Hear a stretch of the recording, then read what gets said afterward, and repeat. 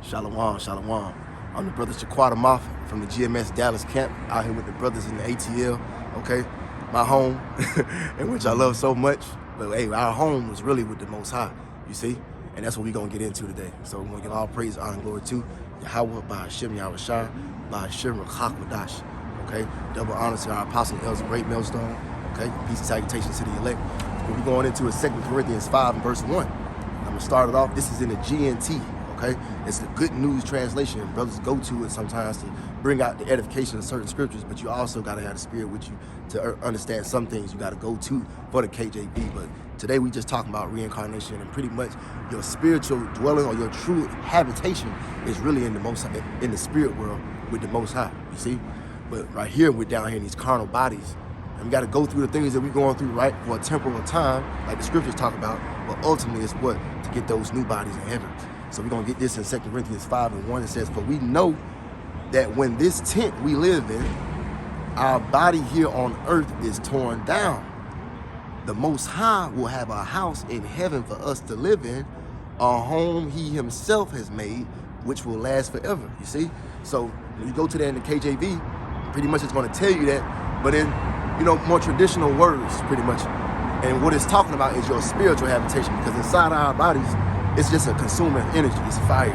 You see, that's how our spirit is. The Lord, he talks about him being a consuming fire, all right, and a jealous power. But what I'm talking about is our spirit. When we separate from this body, all we do is enter in our spiritual dwelling, which is a habit or a spirit, back into the spirit world, which is your real rest. You see, to be absent from the body is to be present with the Most High. So we're going to keep on going with this. It says, verse 2, "And now we sigh, so great is our desire that our home, which comes from heaven, should be put on over us," right? Because we're sighing and crying out to the Lord every day. That's why we're going, the GNT is bad. We sighing and crying to the Lord every day to destroy this place so that we can enter back into this habitation in the spirit world with him, man. You see, we're going to come back down, you see, and the kingdom of heaven will be set up on earth as it is in heaven, as the scriptures talk about. But right now, we in captivity. And it talks about the devil in the book of Daniel, chapter 7, how he's wore out the saints. You see, he's wore us out in these bodies that we have right now. Okay, but what did Paul say? He said, "I will bear, okay, the infirmities that the Lord has put on him, because what? They're great. They bring him. He's in peace with it. You see, these are infirmities that the Lord has given us just for a temporal time, man. You see, we gonna enter into something great. It's eternal. It'll last forever. You see, but let's keep on going on this. It says, "By being clothed with it, we shall not be without a body. While we live in this earthly tent, we groan with a feeling of oppression. It is not that we want to get rid of our earthly body, but that we want to have the heavenly one put on over us, so that what is mortal will be transformed by life," right? Because right now, we're in these carnal habitations, and we have to deal with what's going on in the world presently. But after this comes what? Immortality. You see, we're going to get that too. I don't want to make it long, but we're going to get that too. Because what comes after this is immortality. We don't have to worry. We don't have to worry about what? Death again. We don't have to worry about the so-called black woman talking shit to us again. You see? Y'all going to be putting y'all right minds. You see? And we going to have what? Glory forever and ever. But let's get that though. You see, 1 Corinthians 15. I love that chapter. We're going to go down to, this is 1 Corinthians chapter 15, verse 51. It says, "Listen to this secret truth. We shall not all die, but when the last trumpet sounds, we shall all be changed in an instant, as quickly as the blinking of an eye. But when the trumpet sounds, the dead will be raised, never to die again, and we shall all be changed. For what is mortal must be changed into what is immortal." You see?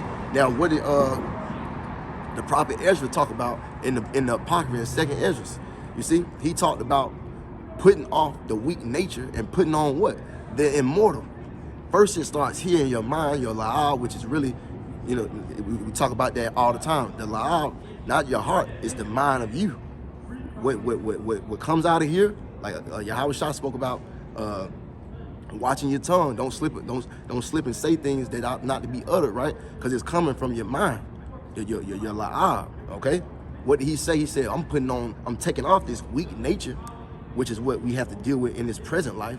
And I'm putting on the immortal, which is what? Putting on the elect. You see?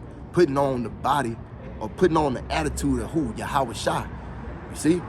So that's how you do that. I'm going to read it one more time. It says, for when the trump, 1 Corinthians 15 and 52, it says, for when the trumpet sounds, the dead will be raised, never to die again, and we shall all be changed. For what is mortal must be changed into what is immortal. What will die must be changed into what cannot die. You see? So this is what the Christian churches don't bring out to you. Because what it also comes with, that comes with rulership, that comes with other people being subsidiaries under you, which is meaning what? Servants. You see? That's how our kingdom or dominion is set up. You don't set up a dominion and everybody is equal and on the same playing field. You set up a dominion by having what? People who rule it, and you having service under you. And the Lord said that what he was giving the heathen as a gift from the Most High. You see? But for you to get there, and for you to what? Be rewarded with that, you got to suffer the same afflictions that who? Yahweh Shai suffered when he was here on the planet Earth. We're going to have to walk in that same stead so that we can put on the immortal in the afterlife, or really in this life, okay, presently, but in the next world to come. You see? It's brothers that not even going to have to see death. It's women. The great multitude might not even have to, well, really not even going to have to see death. But you have to work up into that point. You see? But Lord willing, after that, brothers can, go into the edification on reincarnation. And Lord willing, that was edifying, because these spirits don't die. You see? I ain't going to say they multiply like Jacob. They multiply. We will multiply, but we're going to multiply in the kingdom of heaven. Not here. You see? Lord willing, that was edifying. We want to give all praise, honor, and glory to Yahweh by Shem Yahweh Shai, by Shem Kakwadash. Double honor to the apostle, elders, of great millstone, and peace and salutation to the elect. Shalom.